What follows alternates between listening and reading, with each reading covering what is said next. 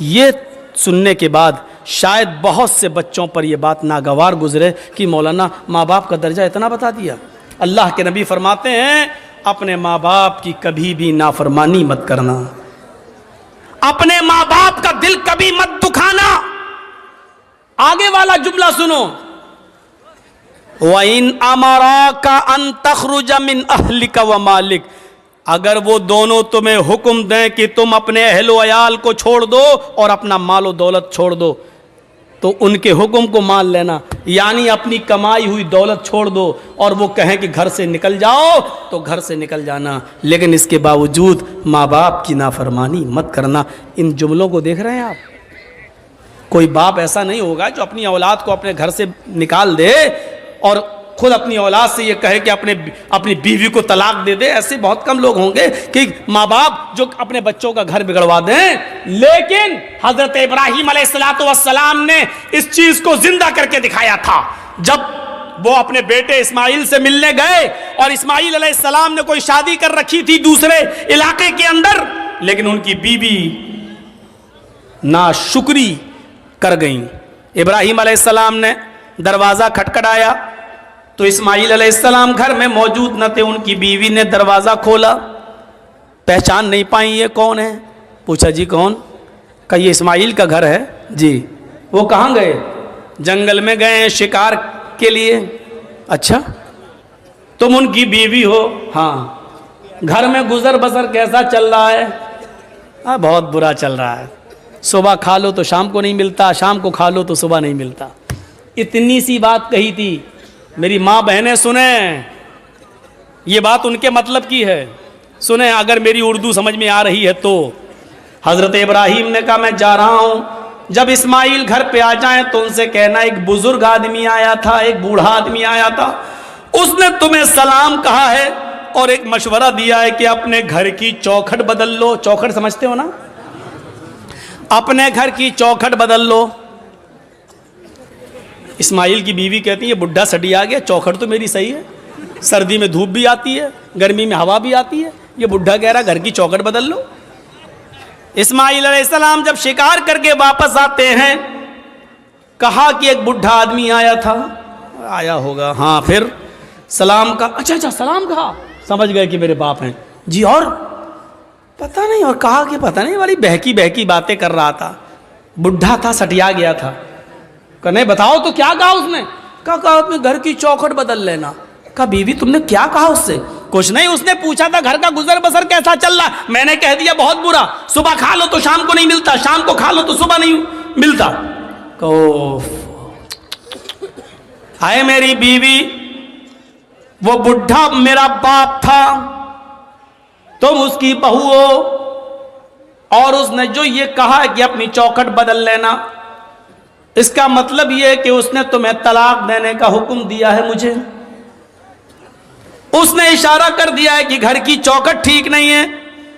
आपकी बीवी तो ऐसी होनी चाहिए, चाहे उसे खाना मिले या न मिले, हर हाल में वो अल्लाह का शुक्र अदा करे, और उसको ये कहना चाहिए कि हम हर हाल में अल्लाह के शुक्रगुजार हैं, उसने जिस हाल में मुझे रखा है ठीक है। लेकिन तुमने ये जुमले न बोलकर ये कह दिया बहुत बुरा हाल है, सुबह खा लो तो शाम को भूखी रहती हूँ, शाम को मिल जाए तो सुबह भूखी उठती हूँ। ये जुमले तुमने कहा, तुमने अपने रब की नाशुक्री की, अल्लाह की नाफरमानी की है, नाशुक्री की है, और मेरे बाप ने तुम्हें तलाक देने का हुक्म दिया है। अब तुम एक पल भी मेरे साथ नहीं रह सकती हो, मैं तुम्हें तलाक दे रहा हूं।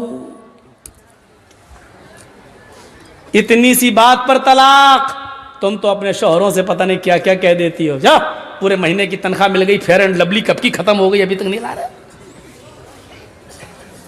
पॉन्ड्स क्रीम कब की खत्म हो गई, अभी तक नहीं ला रहे। जब से तुम्हारे घर में आई हूं परेशानी तो हूं, आराम मिला कब? या अल्लाह, कितने खतरनाक जुमले हैं। इन जुमलों को जबान से कहने से पहले तेरी जबान कट के जमीन पर गिर क्यों नहीं गई? ये जमीन फट क्यों नहीं गई? तू इस जमीन के अंदर समा क्यों नहीं गई? कैसे ये जुमले तेरे मुंह से निकल जाते हैं? दोबारा उन्होंने जब दूसरा निकाह किया और शादी की, फिर एक अरसे के बाद इब्राहीम अलैहिस्सलाम जब दोबारा गए, इस्माइल शिकार के लिए गए हुए थे, दरवाजा खड़खड़ाया, दूसरी बीवी निकल के आई। आप कौन? कहा मैं फला जगह से आया हूं। इस्माइल कहाँ है? वो शिकार करने गए हैं। अच्छा ये बताओ कि तुम्हारा गुजर बसर कैसा चल रहा है? अल्हम्दुलिल्लाह, बहुत अच्छा, हर हाल में अल्लाह का शुक्र है, अल्लाह ताला ने मुझे जिस हाल में रखा है मैं उस हाल में खुश हूं। इब्राहिम अलैहिस्सलाम ने कहा जब इस्माइल आ जाएं तो कह देना एक बुजुर्ग आया था, उसने तुम्हें सलाम कहा है और कहा है कि अपने घर की चौखट को बरकरार रखना। ठीक है, घर की चौखट। वो भी ताज्जुब करने लगी, घर की चौखट ठीक है? अरे हमने कब कहा गलत है? तुम होते कौन मशवरा देने वाले? ठीक है तो ठीक ही है। जब बीवी को पूरी बात बताई बीवी ने इस्माइल को, तब कहा कि वो चौखट तुम हो और इब्राहिम अलैहिस्सलाम मेरे बाप ने कहा इसको बरकरार रखना क्योंकि तुमने अल्लाह का शुक्र अदा किया है। शुक्रगुजार औरत को तो पूरा वाक़या बताने का मकसद यह कि माँ बाप की बात मानना। घर बार से निकालने को कहें तो निकल जाओ, लेकिन माँ बाप के सामने उफ भी मत करना। कितने लोग हमसे मिलते, मौलाना मेरी औलाद मेरा कहना नहीं मानती, मौलाना मेरी औलाद मेरा कहना नहीं मानती। कुछ ऐसी तकरीर करना कि औलाद को कुछ असर हो। हजरत उमर फारूक के पास एक शख्स आता है, हजरत उमर फारूक के पास एक सहाबी आते हैं और कहते हैं कि अमीरुल मोमिनीन मेरा बेटा दिन पे दिन नालायक होता जा रहा है, दिन पे दिन मेरा बेटा नाफरमान होता जा रहा है, उसको आप बुलाइए और उसको समझाइए। सुनो, इब्राहिम हजरत उमर ने कहा अच्छा बुलाओ बेटे को। बेटे को बुलाया गया। हजरत उमर ने कहा ये तुम्हारे बाप हैं? हाँ। खूब डांटा, शर्म नहीं आती? इस उम्र में अपने बाप को सताते हो, नाफरमानी करते हो, अपने बाप का दिल नहीं रखते हो, अपने बाप का काम नहीं करते हो। पूरा डांट चुके और जब थक गए डांट डांट कर हजरत उमर, तब बेटा बोला अमीरुल मोमिनीन अगर समझा चुके हो तो मैं कुछ बोलूं? कहाँ बोलो क्या है? अब मेरी भी कुछ सुनेंगे? कि हाँ बिल्कुल तुम्हारी भी सुनेंगे। कहा ये बताइए कि सारे हक बेटे का ही है कि बाप के लिए ये करे? बाप के ऊपर भी कुछ जिम्मेदारियां हैं कि नहीं? कहाँ हैं? कहा बताइए क्या है? हजरत उमर ने कहा 3 जिम्मेदारियां बाप के ऊपर सबसे पहले आयद होती हैं। पहली जिम्मेदारी है कि जब घर में बच्चा पैदा हो तो उसका अच्छा नाम रखा जाए। दूसरी जिम्मेदारी बाप के ऊपर यह आयद होती है कि जब वो 7 दिन का हो तो उसका अकीका किया जाए। तीसरी जिम्मेदारी बाप के ऊपर यह आयद होती है कि जब उसका बेटा बालिग हो जाए तो उसकी दीनदार और शरीफ घराने में उसका निकाह कर दिया जाए। ये 3 जिम्मेदारी बाप के ऊपर भी आयद होती है। अब लड़के ने कहा अमीरुल मोमिनीन जरा मेरे बाप से पूछो इन तीनों कामों में से क्या काम किया मेरे साथ?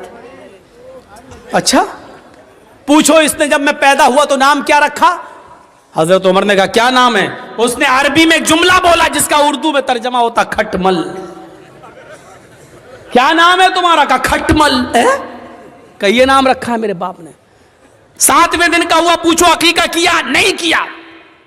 और जब बालिग हुआ तो मेरी शादी भी कर दी, पूछो दीनदार लड़की से की? तो कहा कैसी लड़की से की? कहा डायन से कर दी।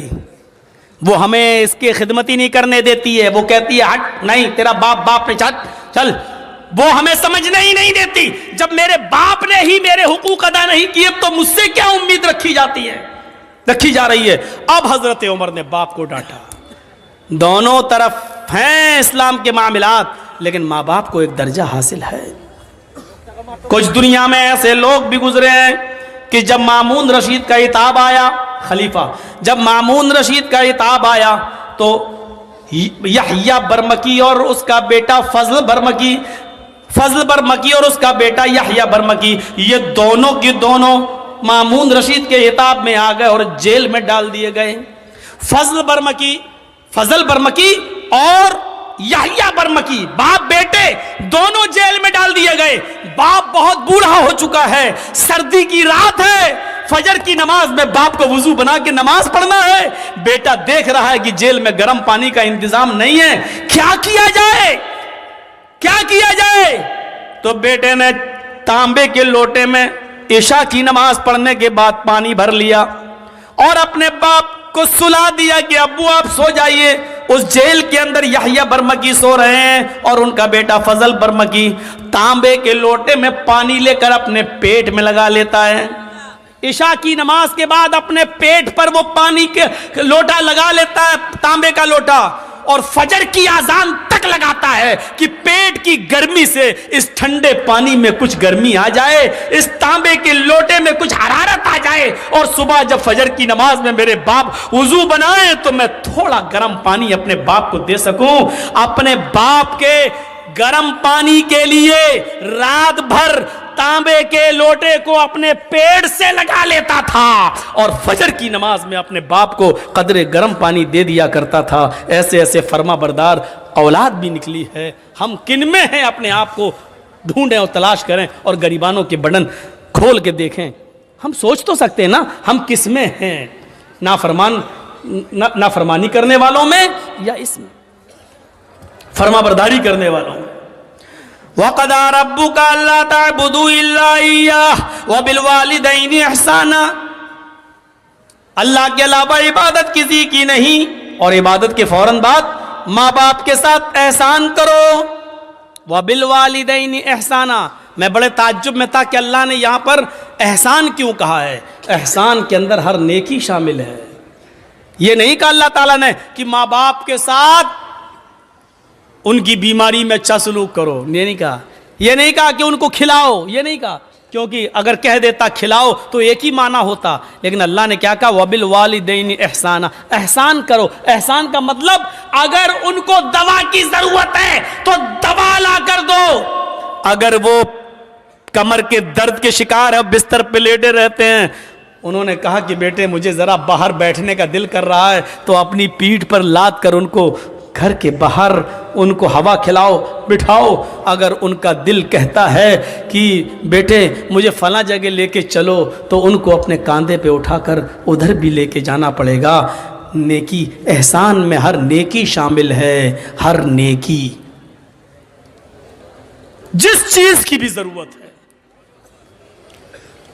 हजरत उमर फारूक ने एक सहाबी को, एक शख्स को देखा कि वो खाने काबा का तवाफ कर रहा है और उसने अपनी माँ को अपने कांधे पर उठा रखा है। हजरत उमर फारूक ने उसको देखकर मुस्कुराया, फरमाया तुमने जन्नत कमा ली, तुम अपनी माँ को तवाफ करा रहे हो इस हाल में कि तुम्हारी माँ लंगड़ी है और आंखों से अंधी है। तुमने अपनी माँ को तवाफ कराया, अपनी गोद में लाद कर उसको खाने काबा का तवाफ करा रहे हो, तुमने जन्नत कमा ली। अपनी माँ को तवाफ कराने वाला सहाबी क्या कहता है, अमीरुल मोमिनीन, क्या मैंने अपनी माँ का हक अदा कर दिया? मैं अपनी माँ का पेशाब पायखाना धोता हूँ क्योंकि आंखों से अंधी है, पैरों से लंगड़ी है। मैं अपने माँ का पेशाब पायखाना साफ करता हूँ, इसके कपड़े भी धोता हूँ। मेरी माँ ने तब उम्रा करने की गर्ज से मुझसे गुजारिश की है, तो मैंने उसका तवाफ कराया और अपने कांधे पर लाद कर इसको तवाफ करा रहा हूं। क्या मैंने अपनी माँ का हक अदा कर दिया? हजरत उमर मुस्कुरा कर कहते हैं, अपनी माँ के हक की अदायगी की बात करता है। तेरी माँ जब तुझे पैदा कर रही थी, तुझे जन रही थी, तुझे अपने पेट से बाहर निकाल रही थी, और उसको जनते वक्त पैदा करते हुए जो तकलीफ एक औरत को होती है, जब उसको वो तकलीफ हो रही थी और उसके मुंह से जब पहली चीख निकली, आह, जब तू अपने माँ के पेट से बाहर आ रहा था और दर्द की वजह से जब तेरी माँ कराई, चिल्लाई, उसने कितनी चीखें मारी है मुझे पता नहीं, उसने कितनी आवाजें दी है मुझे पता नहीं, लेकिन दर्द की पहली आवाज जो उसके मुंह से निकली, आए मेरे दोस्त, अभी तो तूने अपनी माँ की उस पहली आवाज का भी हक अदा नहीं किया, उसकी पूरी जिंदगी का तू हक क्या अदा करेगा? अभी तो तूने अपनी माँ के पैदा करते वक्त होने वाली तकलीफ की पहली दर्द की आवाज का भी हक अदा नहीं किया। आदमी अपनी माँ के लिए कितना भी कर ले, लेकिन अपनी माँ का हक अदा नहीं कर सकता है। नहीं, मुमकिन ही नहीं है कि वो अपनी माँ का हक अदा कर ले। तो दूसरी चीज, वला तउक्कन वालिदैक व इन मराका अन तखरुज मिन अहलिका व मालिक। तीसरी चीज पर नजर डालिएगा, हमारे मुआशरे के अंदर ये आम हो चुकी है, वला ततरुकन्ना सलातन मक्तूबतन मुतअम्मिदन फइन्न मन तरका सलातन मक्तूबतन मुतअम्मिदन फकद बरिअत मिनहु जिम्मतुल्लाह। आए माज, फर्ज नमाज कभी भी कसदन जानबूझकर मत छोड़ना। फर्ज नमाज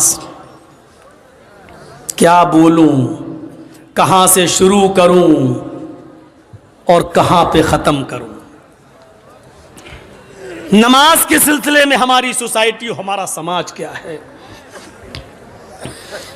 समाज के अंदर बहुत जल्दी मीटिंग हो जाती है, फलां लड़की को फलां लड़के ने गांव में छेड़ा है, पंचायत बैठ जाती है, इतना रुपया जुर्माना दो या शादी, सजा मुतय्यन हो जाती है, पंचायत बैठ जाती है। वाह रे गांव के पंचायतियों, मुबारकबादी के लायक हो तुम। लेकिन दिल पे हाथ रख के बताना, जिसने आपके मोहल्ले में फजर की नमाज न पढ़ी हो, उसके लिए तुमने कौन सी पंचायत की है। असर की नमाज के वक्त वो अपने खेत में खेत जोत रहा था, तुमने उसके लिए कौन सी पंचायत की है। और अगर नमाज छोड़ने पर पंचायत नहीं कर सकते हो, तो फिर लड़के और लड़की के मामले में लेके भाग गया या जिना कर लिया और उसके लेके पंचायत, इतने रुपए जुर्माना दे लड़के वाला, तुमने फलां की लड़की की जिंदगी बर्बाद कर दी। वाह साहब, लड़की की जिंदगी बर्बाद। लड़का, मैंने कोर्ट के अंदर एक बहस में लेडी वकील की ये बहस सुनी है अपने कानों से, कि जब वो लेडी वकील लड़के का मुकदमा लड़ रही थी और लड़के का मुकदमा जेंट्स वकील लड़ रहा था, लड़की का मुकदमा जेंट्स वकील और लड़के का मुकदमा लेडी लेडी वकील बचा रही थी लड़के को, और जेंट्स जो वकील था वो सजा दिलवाना चाह रहा था। तो उस वकील ने, जो लेडी थी, वो सुई लेकर आई थी, सुई और धागा, और उसने कहा, जज साहब देखिए ये धागा मैं सुई में डाल रही हूं। उस बहस में हम शामिल थे, देख रहे थे, सुन रहे थे। ऐसे जब धागा सुई तक ले जाती थी और सुई को ऐसे कर लेती थी, देखिए साहब धागा सुई में नहीं जा रहा है, ऐसे। तो जज मुस्कुरा के कहता है, मैडम आप सुई तो हटा लेती हैं तो धागा अंदर जाएगा कैसे। कहा, जज साहब अब आपको फैसला कर देना चाहिए, जब लड़की खुद अपने आप को अगर बचाने लगे तो लड़का उसके साथ रेप कर कैसे सकता है। मेरे कहने का मकसद यह है कि लड़के की रेप की जुर्रत तभी होती है जब लड़की की तरफ से उसको इशारे मिलते हैं, उसको मौके मिलते हैं, उसको अवसर मिलते हैं, उसको टाइम मिलता है, उसको जगह मुतय्यन की जाती है। उस वक्त जिना कह लो या रेप कह लो या ये कह लो कि जिना बिर रजा। और फिर जब उस लड़का लड़की से शादी के लिए मना कर देता है तो लड़की इसी रजामंदी के साथ किए हुए जिना को रेप में चेंज कर देती है, रेप में बदल देती है मेरे भाइयों। और जज को फैसला सुनाना पड़ा और लड़के को बाइज्जत बरी करना पड़ा। मुकदमा लड़ने वाली अगर कायदे की हो और बचाने पे आ जाए तो बचा लेती है। हम कहां से शुरू करें नमाज का मामला। दो तीन बातें बता दूं, यहीं से अंदाजा लग सकता है कि नमाज का मामला क्या है। अब्दुल्ला इब्न बाज, शेख इब्न बाज से मसला पूछा गया। एक औरत ने मसला पूछा कि मेरा शौहर नमाज नहीं पढ़ता, क्या मैं अपने शौहर के साथ, बेनमाजी शौहर के साथ रह सकती हूं या नहीं। शेख इब्न बाज ने कहा कि उसको तुम नसीहत करो, उसको तुम समझाओ, 3 दिन, 10 दिन, 20 दिन, 1 महीना, अगर वो मान जाए और नमाज पढ़ने लगे तो ठीक। उसने फिर मसला पूछा कि कई सालों से मैं समझा रही हूं लेकिन नमाज नहीं पढ़ रहा है, मेरा अपने बेनमाजी शौहर के साथ रहना जायज है या नाजायज। शेख इब्न बाज ने फतवा दिया कि एक मोमिना औरत का, एक नेक औरत का बेनमाजी आदमी के साथ रहना सरासर हराम है। उस औरत ने फिर पूछा शेख इब्ने बाज से, मेरा हस्बैंड मुझे तलाक नहीं दे रहा है, वो कहता है मैं नमाज नहीं पढ़ता हूं तो क्या हुआ, लेकिन मैं तुझे तलाक नहीं दूंगा, अब मैं अपने शौहर को कैसे छोड़ूं? शेख इब्ने बाज का फतवा था कि जब तेरा शौहर नमाज ही नहीं पढ़ता, और जब नमाज नहीं पढ़ता तो वो मोमिन ही नहीं है, और जब मोमिन ही नहीं है तो तू उसके निकाह में ऑटोमेटिक नहीं है, और जब उसके निकाह में तू नहीं है तो तलाक की जरूरत ही नहीं है। निकाह काजी से फिस्क करा और एक हैज एक पीरियड इंतजार करके अपना दूसरा निकाह कर ले, शौहर तलाक दे या ना दे, क्योंकि बेनमाजी जब मोमिन ही नहीं है तो तलाक की जरूरत भी नहीं है, तो इद्दत गुजार के दूसरा निकाह कर सकती है। यहां से आप अंदाजा लगा सकते हैं मेरे भाइयों कि एक नमाज पढ़ने वाली औरत को बेनमाजी शौहर के साथ रहना जायज नहीं है।